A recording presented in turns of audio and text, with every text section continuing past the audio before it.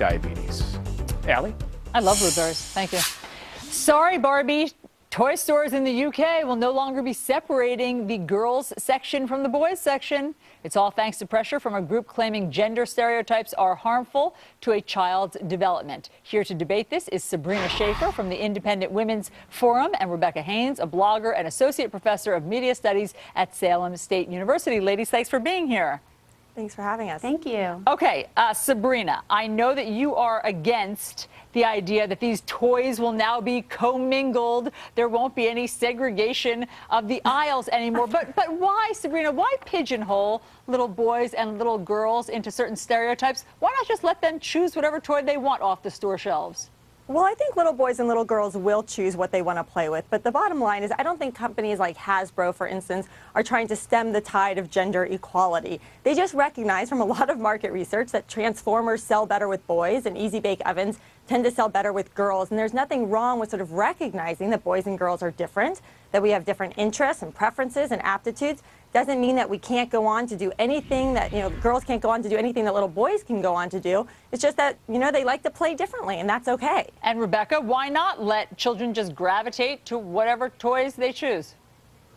Well, it's interesting. Organizations like Let Toys Be Toys in the UK and BraveGirlsWant.com here in the US are hearing from parents that their kids are interested in toys that would cross the gender aisle, but they're embarrassed or ashamed to ask for it, and that's not right. We want kids to have access to any toy that sparks their interest. As you're speaking, we're showing these advertisements. There are sort of these newfangled advertisements where Toys R Us, but of course this is just in Europe, it hasn't made it here yet, are showing boys playing with dolls, girls can play with guns, boys can play, they're dress up and do hair, things like that. Sabrina, does that make you uncomfortable?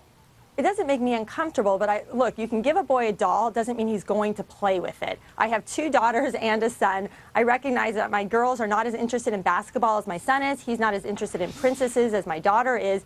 I think to try to deny them who they are is sort of misguided. We need to, the best thing we can do as parents is to let our children be who they are and not be ashamed of their gender. If boys want to play with guns and girls want to play ballet, I think that's a good thing, and we should encourage them to sort of embrace the gender that they've been given. And Rebecca, talk about that. Aren't some stereotypes true? Isn't it true that most girls will gravitate to a doll over a truck? Oh, sure, it absolutely is. But the thing to remember is that there are many differences among girls as a group and among boys as a group. And so it's important to recognize that, yes, some girls love playing princess, and that's terrific. But some girls want the chemistry set, and they shouldn't feel like it's just for boys. If we don't say, hey, these are jobs for men and these are jobs for women, why would we say these are toys for boys and toys for girls when toys are really kids' work? You guys have made excellent points in a very thoughtful way. This is a fantastic learning segment here, ladies. Sabrina Schaeffer, Rebecca Haynes, thanks so much for pointing out all the different angles. Thank you for having us. We'd love to hear from you. You can find me on Twitter @AllisonCamerata.